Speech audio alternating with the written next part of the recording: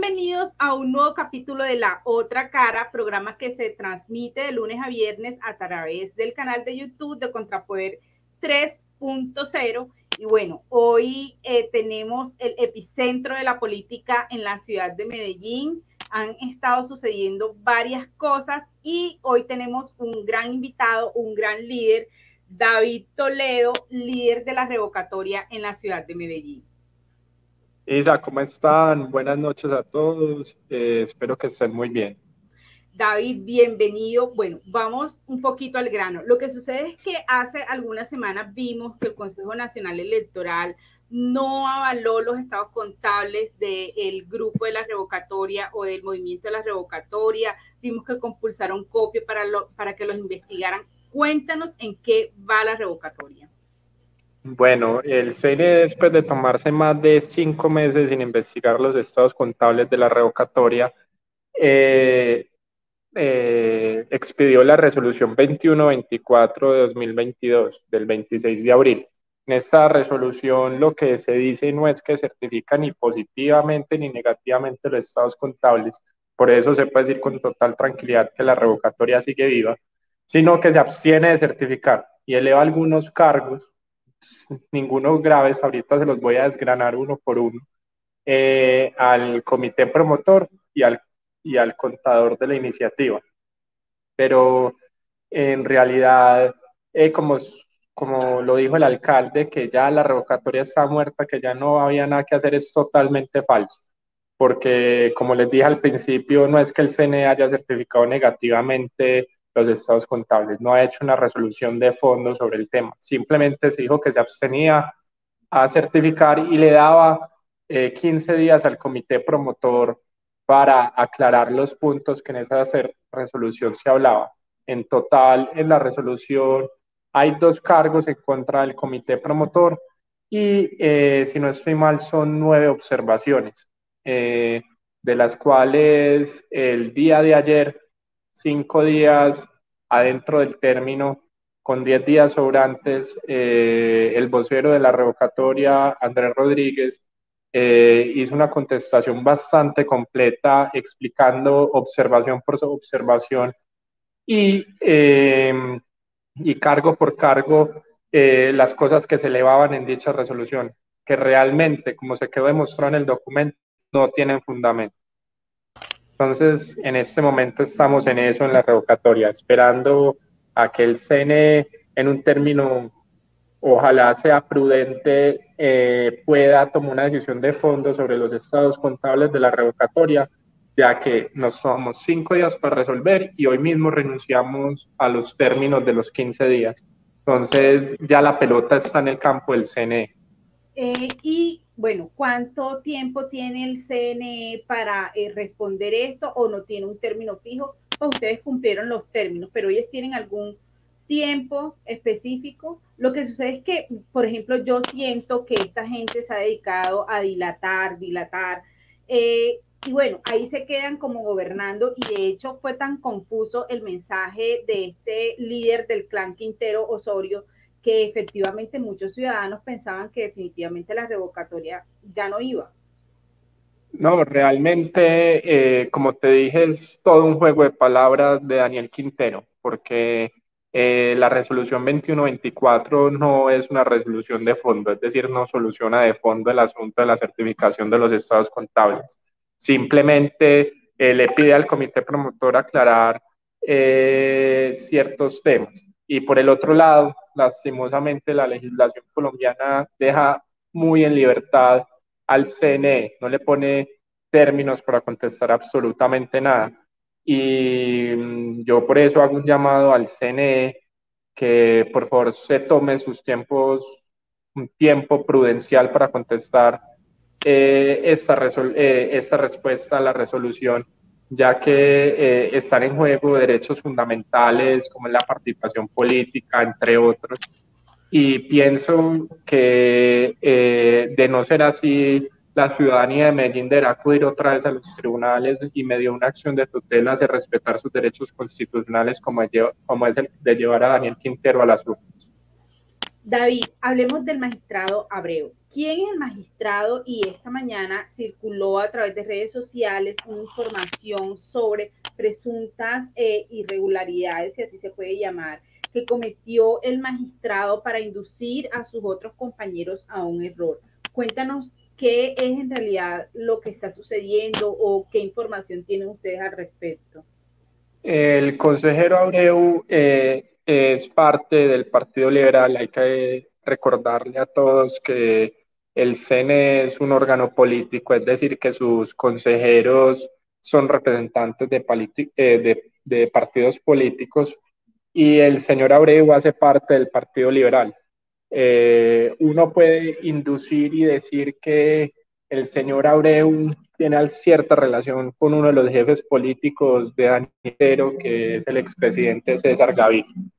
Pero en el caso en concreto, lo que ha hecho César Abreu es lo siguiente, y el magistrado Pedro Contreras, que hace parte Pedro Contreras, del magistrado Pedro, que hace parte del Centro Democrático, en su salvamento de voto, lo demuestra muy bien las irregularidades que comete el señor Abreu en todo el procedimiento, ya que viola totalmente un derecho fundamental como es el debido proceso. Imagínense que por allá al principio del proceso de revocatoria, apenas cuando se inscribe el comité, Daniel Quintero filtra una carta de uno de los miembros del comité de la revocatoria diciendo que no está de acuerdo con contratar a la firma de las pieles, donde lo único que hubieron fueron acercamientos y una etapa precontractual, nunca contractual de eso,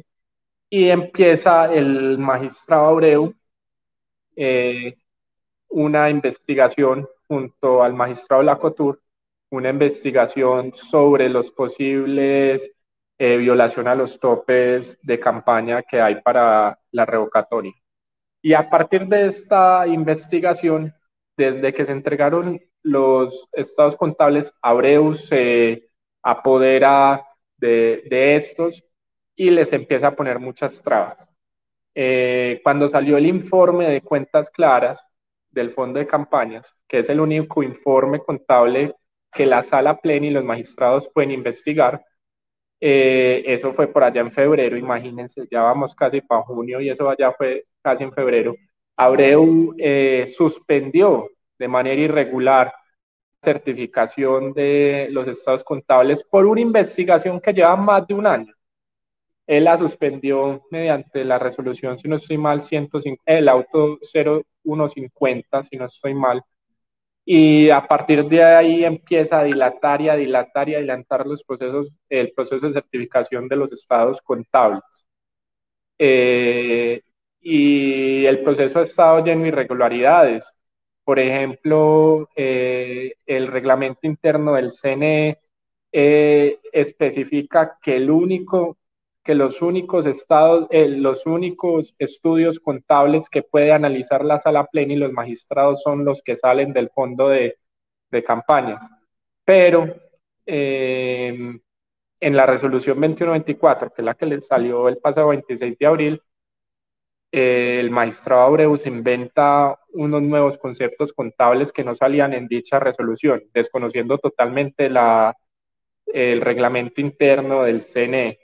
Adicionalmente, una cosa muy curiosa es que el CNE no le reconoce personería jurídica a Portela, el abogado de Quintero, pero sí tiene en cuenta todo lo que dice el señor Portela en su estudio contable de los estados financieros de la revocatoria. Entonces hay una gran contradicción. Si no le reconocen personería, es decir, no es apto para actuar, porque todavía le reconocen como válida su estudio forense de los estados contables de la revocatoria, y el señor Abreu dice casi textualmente y eleva los cargos casi textualmente de lo que dice el señor Portela.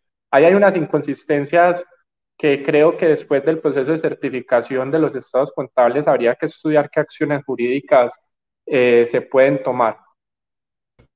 David, ustedes definitivamente se están enfrentando a un monstruo y a una chequera bastante importante porque no tengo duda que aquí no solo se trata de un tema político, sino que también hay un tema de dineros. David, ustedes, bueno, esta mañana el periodista Santiago Ángel difundió el pantallazo de una presunta conversación o un chat donde contratistas están siendo invitados, o él utilizaba el término presionados, para asistir a algún evento de Gustavo Petro y de Francia Márquez. ¿Ustedes también han realizado o elevado algún tipo de denuncia sobre esta situación? Y adicional, aquí en el país hay un escándalo por la abierta participación, la pública y abierta participación de Quintero con el video que ayer salió, que es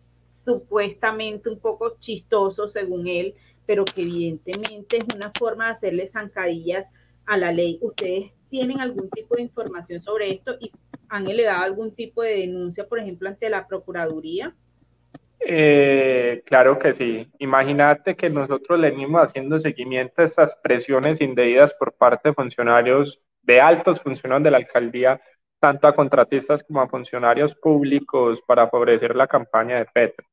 El abogado Juan Giraldo ha elevado una denuncia no a la Procuraduría, sino a la Fiscalía por una presunta cohesión a un grupo de contratistas y de funcionarios de la alcaldía, más específicamente de una señora que lleva muchos años trabajando en el municipio, que es una excelente profesional, la señora Pilar Rodríguez, que hacía parte de la Secretaría de Inclusión Social. Y la denuncia se basa en que Juan Pablo Ramírez, que es uno de los secretarios que renunció para hacerle campaña a Gustavo Petro, reunió a un grupo de funcionarios de la alcaldía de Medellín en una casa y mediante una carta que la pueden encontrar en redes sociales, le pidió a cada uno de ellos que donara una cantidad de dinero mensual a una corporación que se llama El Futuro se parece a nosotros. Esta corporación ha sido el motor de la campaña de Gustavo Petro acá en Antioquia y sobre todo acá en Medellín, en cabeza de Juan Pablo Ramírez y de Esteban Restrepo. Entonces, la participación política de Quintero viene desde hace mucho rato. Hemos visto cómo ha favorecido a Gustavo Petro en la realización de eventos en zonas que no están destinadas para ellos, como escenarios del INDER de Medellín. Y ahí quiero mencionar algo claro.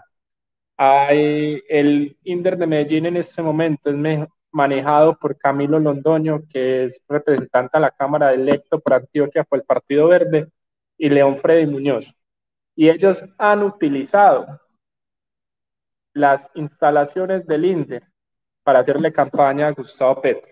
Adicionalmente a esas denuncias nos han llegado, por otro lado, como el presupuesto participativo de Medellín está siendo usado para hacerle campaña a Gustavo Petro y fue usado en la campaña legislativa para hacerle campaña a Camilo Londoño y a León Freddy Muñoz. Son denuncias bastante serias porque vemos cómo ninguna vez en la historia había pasado eso. Y voy a explicar un poquito el funcionamiento del CCCP acá para que ustedes puedan entender esta denuncia que es bastante grave. El presupuesto participativo de Medellín es un presupuesto destinado para las comunas de Medellín y es específico para ellos. Cada JAL y cada JAL tiene la potestad de, qué pena, se escoge unos consejeros comunales para que gestionen estos recursos. Lo que nunca había pasado en la historia de Medellín es que mágicamente el presupuesto participativo estaba siendo asignado a dedo a contratistas afines a los miembros de la JAL, a ediles y a miembros del CCCP, que es el Consejo Comunitario. Y esto a cambio de apoyo de a campañas. Una que voy a hacer una denuncia con nombre propio y es un edil del Centro Democrático de la Comuna 9, ¿cierto? Se le vio cómo le empezó a hacer campaña a Camilo Londoño. Lo curioso de esto es que es evidente por los habitantes de la zona cómo ella se está beneficiando del presupuesto participativo en deporte. ella misma estaba haciendo los eventos que el presupuesto participativo tenía destinado para deporte y ella se estaba presuntamente lucrando de esto. Y esto, siendo un edil del Centro Democrático, le terminó haciendo campaña a Camilo Londoño.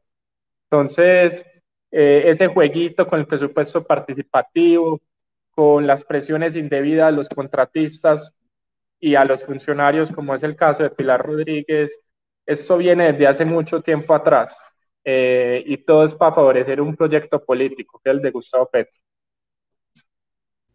David, o sea, evidentemente Quintero no es ningún independiente y él lo que llegó a hacer en Medellín fue la extensión del proyecto político de Gustavo Petro, pero desde lo municipal, porque en realidad yo pienso que es casi que vulgar la manera como se burlan de los entes y los organismos de control del país, pero yo pienso que esto sucede porque la Procuraduría no avanza en las investigaciones como debería avanzar, simplemente anuncia que abre estas investigaciones, pero hasta ahí quedan los ciudadanos, sí, abren las investigaciones y luego ¿qué pasa?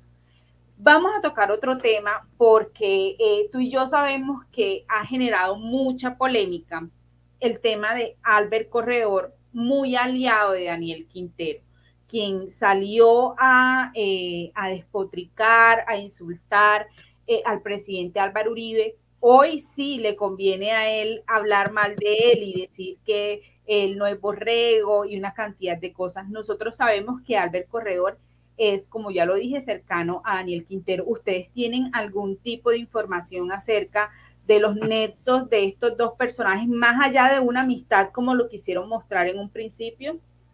No, es obvio que Albert Corredor tiene puestos burocráticos en la alcaldía de Medellín. Y el escándalo más reciente que hizo fue el desplante que le hizo Albert Corredor a los jóvenes militantes del Centro Democrático acá en Antioquia. Imagínense que Albert Corredor, desconociendo el partido que lo hizo elegir, independiente para los CMJ. Esta lista independiente era más bien una lista que estaba apoyado por el movimiento independiente. Y Albert Corredor sacó muchos votos en eso, sacó la mayoría de los votos para los MJ en Medellín. Lo que pasó fue que el Centro Democrático se quedó con un consejero y Albert Corredor se quedó con muchos consejeros, lo que en verdad causa bastante malestar porque es un desplante a los jóvenes que también caminaron con él en la calle para que fuera elegido concejal. Entonces me parece uno de los desplantes más grandes de Albert Corredor. Y otra cosa que tienen los cuatro concejales, no solo Albert, es ese juego que tienen con Daniel Quintero. En el caso de la presidencia del Consejo, que es el caso que lo hace perder su voto en el Consejo, eh, Albert Corredor y los otros cuatro concejales recibieron prebendas por eso. Y lo digo sin miedo, porque un familiar de una de las concejales que votó en contra de Simón Molina para ser presidente del Consejo, a este familiar fue nombrado como contralor de uno de los municipios del Valle de Aburrá. Y esto fue un negocio que hicieron con todas las contralorías entre los clanes políticos, por llamarlo así, de repartirse las contralorías tantas internas y municipales entre ellos. Y uno de los grandes beneficiarios fue este grupo de cuatro concejales. Entonces, realmente lo que vemos aquí no es alguien que tenga principios o que no o que esté en contra del partido porque defienda sus principios, no, él está defendiendo su capital político que él quiere que lo lleve a la alcaldía en el 2023. Y este capital político es la estructura que Daniel Quintero tiene. Y adicional, hace unos minutos yo veía una noticia donde se informaba que la esposa de Albert Corredor se había reunido con la esposa de Daniel Quintero y con la esposa de Gustavo Petro. Según Corredor, pues ella está hoy preocupada e interesada por el tema de las primeras damas. Yo lo que en realidad creo es que hay personajes que prueban las mieles de las chequeras municipales y ahora quieren probar las chequeras de las mieles nacionales.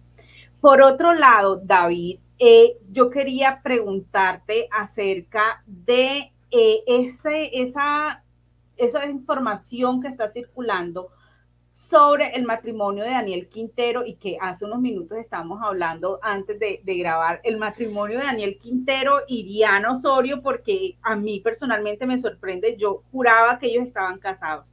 ¿Esto tiene alguna incidencia también en todo este tema de la revocatoria o de todo lo que hay en torno a Daniel Quintero, que finalmente es violación a la ley y a las normas? Lo que demuestra es que Daniel Quintero está en la conformación familiar miente, es un mitómano total. Y no te puedo ser muy exacto en este momento sobre las implicaciones legales de esto, pero lo que sepa inferir es que si Diana Osorio estaba ejerciendo funciones propias de la primera dama del municipio, puede tener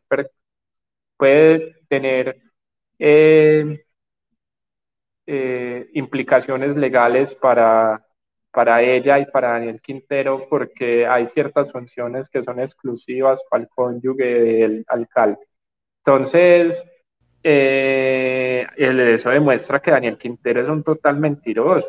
Uno, ¿cómo va a mentir sobre su estado civil? Lo más charro es que él lo negaba hace unos días y en estos días y hoy, es que en estos días y hoy salió en redes sociales como de una manera muy privada.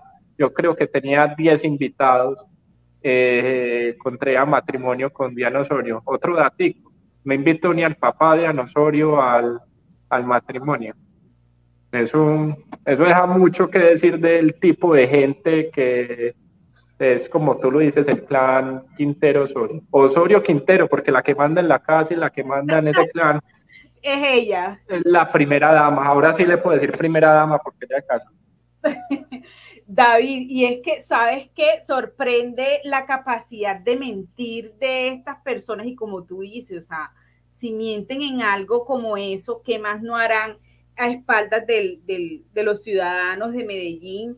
Ellos, yo pienso que son demasiado peligrosos. Por fortuna, nosotros hemos visto una y otra vez las manifestaciones de rechazo en contra de Daniel Quintero en el concierto de Maluma, en las calles y en otros escenarios. Pero para ir cerrando un poco el programa, David, yo quiero que tú nos digas cómo ves un poco el panorama político nacional aquí en Medellín, porque algunas personas me dicen que están preocupadas por todos los recursos que puede estar moviendo Daniel Quintero para la campaña de Gustavo Petro y me dicen que no saben si definitivamente Medellín sí va a votar en contra, bueno, no en contra de Gustavo Petro, pero sí de alguna forma alejados de esa corriente que representan Daniel Quintero y Gustavo Petro. ¿Tú crees que de pronto esa chequera que tanto han movido desde la alcaldía de Medellín tenga algún impacto? No, sí hay que estar preocupados por la situación actual de Medellín. Si bien en las elecciones pasadas Duque contra Petro, Duque ganó por la gran diferencia que tenía en Antioquia entre él y Petro, creo que esta vez va a ser muy difícil que tenga Fico la gran diferencia con Petro, porque es que Daniel Quintero empezó a hacerle una campaña sucia tanto a Fico como a Fajardo desde hace mucho rato. Y ese fue el mandado que le mandó a hacer Petro. Si vemos eh, en el audio de la representante electa, la señora Zuleta, que era representante de Ríos Vivos, una asociación de Ituango,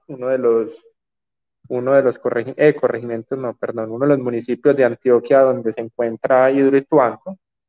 Se ve como Daniel Quintero desde el primer día de su mandato empezó a hacerle campaña a Gustavo Petro y la primera acción de campaña de Daniel Quintero en la campaña de Petro fue acabar con la imagen de Fajardo y eso lo hizo a través de una narrativa falsa sobre lo que pasaba en Hidroituango. y a él no le importó poner en riesgo para hacerle este mandado a Petro ni el pago a las aseguradoras, que aseguraba la continuidad del proyecto energético más importante del país, sino no le importó a las comunidades que viven presa abajo, que su vida está en peligro por la negligencia del alcalde Daniel Quintero. Entonces, si vemos en este momento la guerra política, por llamarlo así, la guerra de los peces gordos de la política está en Antioquia, está en Medellín. Si ustedes ven la campaña de Gustavo Petro en Medellín, hizo renunciar a los dos secretarios más importantes que tenía la alcaldía de Medellín para que lo organizaran su campaña acá. Posteriormente mandó a Francia Márquez a vivir en Medellín casi un mes. Después mandó a su esposa también a que se quedara un montón de rato acá en Medellín. Tiene a Diana Osorio haciéndole campaña abiertamente en todas las tarimas que hay en Medellín. Mandó también a Lali y a la cantidad de tuiteros que tiene para acá, para Medellín. A Mafe Carrascal también la mandó para acá. O yo no sé si esa solo vino a ver a Maluma. Pero lo que sí se sabe es que, y lo voy a decir con una tristeza enorme, que digamos el candidato Fico Gutiérrez no entendió la importancia de Medellín. La abandonó a su merced. No puso gente capacitada a gerenciar su campaña acá en Medellín. Y lo vemos, y lo vemos en los resultados. Y yo creo que Fico Gutiérrez en una segunda vuelta tiene que poner sus ojos en Medellín y tiene que saber que aquí hay una guerra del petrismo por acortar la distancia entre Fico y Petro. Y la tiene que ganar Fico. Entonces yo creo que en la campaña de Fico Gutiérrez están fallando en eso. Están fallando en que no le están dando la importancia que tiene Medellín hoy en día. Y Petro lo ha entendido. Petro ha entendido que si acorta la distancia entre Fico y Petro en Medellín, él es el próximo presidente de Colombia. Porque como se ha visto en las veces que ha lanzado Petro, él puede ganar en otros departamentos por amplia margen y empatarlos en casi en todos los departamentos, pero cuando Antioquia se sienta y le da un espaldarazo del 70-30 al candidato que va en contra de él, esa tendencia es irreversible. Eso es lo que está tratando de hacer Gustavo Petro, recortar esa diferencia para que sea casi paralela a lo que pasa en todo Colombia, y él así piensa que va a ser el presidente de Colombia. Entonces es muy preocupante. Yo he estado en las calles abiertamente haciéndole campaña a Fico, he estado en el Picacho, he estado en Manrique, he estado en Buenos Aires, he estado en Castilla, en muchos barrios de Medellín, y se ve cómo la campaña de Fico está ausente en estos lugares y cómo Petro se empieza a apoderar de escenarios. Hace poco se hizo un evento en el Parque Gaitán, en Manrique Alto,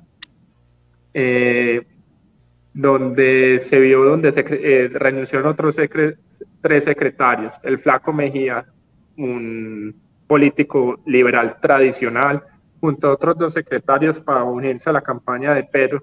Y yo estuve ahí 2 días antes haciéndole campaña a Fico, ¿cierto? Y se ve como ellos se han apoderado de los líderes comunales y barriales de Medellín. Se ve cómo se han apoderado de todos esos líderes y cómo tienen trabajando a todos esos líderes. Yo sí me pregunto si esos líderes están trabajando de gratis o si es que el presupuesto participativo alcanza para todos. Eso es impresionante. David, y es que recordemos una frase muy popular que utiliza Gustavo Petro, no desde estas elecciones, sino desde hace muchísimo tiempo, y es: si Antioquia cambia, Colombia cambia. Entonces yo sí creo que Antioquia también de alguna forma es el murito de contención que nosotros tenemos para evitar que este personaje tan nefasto, de la mano de Daniel Quintero, que es un bandido, hay que decirlo como es, lleguen de alguna forma a la presidencia de Colombia. Ellos han, como tú dices, es un plan, están realizándolo paso a paso, construyen la narrativa, utilizan ONGs, fundaciones, movimientos, y a partir de ahí comienzan a destruirle la vida, el buen nombre, la honra a las personas, y esto no solo lo estamos viendo porque Isabel Zuleta lo haya confesado, sino porque es algo que el presidente Uribe ha vivido durante mucho tiempo. David, yo quiero agradecerte por estar en el programa otra vez. Yo creo que estas elecciones van a estar muy movidas y bueno, esperamos tenerte aquí en una próxima oportunidad ya con algo resuelto de la revocatoria. Yo sé que ustedes han sido muy combativos, han sido muy valientes en todo este tema y espero que la justicia y la vida les recompense todo lo que están haciendo, no solo por Medellín, sino por Colombia. Muchísimas gracias, Isa, por la invitación y por tus palabras. Y cuando quieras, aquí estoy para que sigamos hablando de lo que pasa en Medellín. Bueno, esto ha sido La Otra Cara. No olviden suscribirse y bueno, nos vemos en un próximo episodio.